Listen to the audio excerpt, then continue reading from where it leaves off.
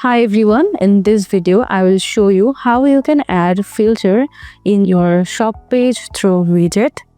So for this we need to go to dashboard and we are using theme Astra. So let's go to widget. Here you need to select WooCommerce sidebar. You may not find this option in every theme. It depends on the theme configuration. To enable this, at first you need to enable the sidebar option. Let's see how you can add our filter through widget. So let's click the plus icon and here search Dynamic AJAX and here is our filter. Click update. So let's visit our shop page and reload the page and you can see our filter has been added at our left sidebar. So let's go back to our dashboard. Here is more option for customization. For general, you can choose the filter type. It could be all single or selected. And you can also add product selector, pagination selector, and could choose the filter layout.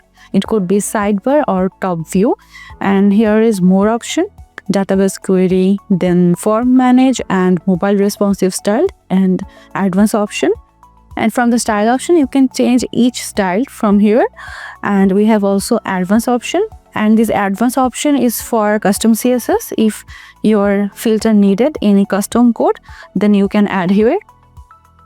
So that's how you can add our filter to your shop page through widget. Now I will show you how you can add our filter through Gutenberg blog editor.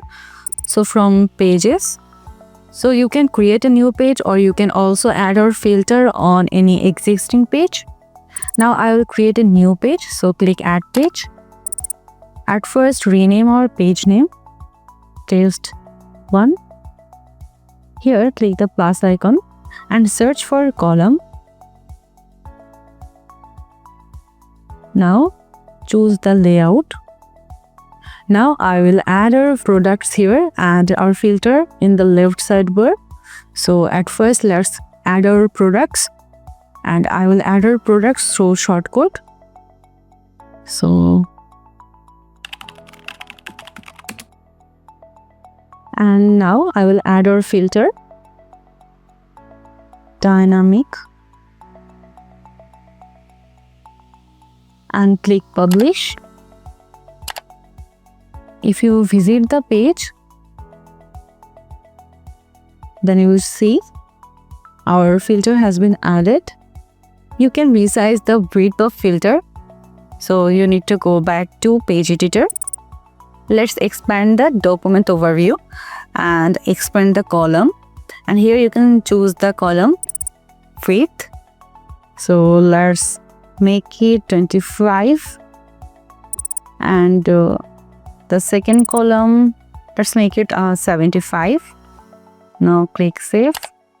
Now if you refresh the test page and see our filter layout, it's looking okay now. That's how you can add our filter through block editor in any page. So thanks for watching the video.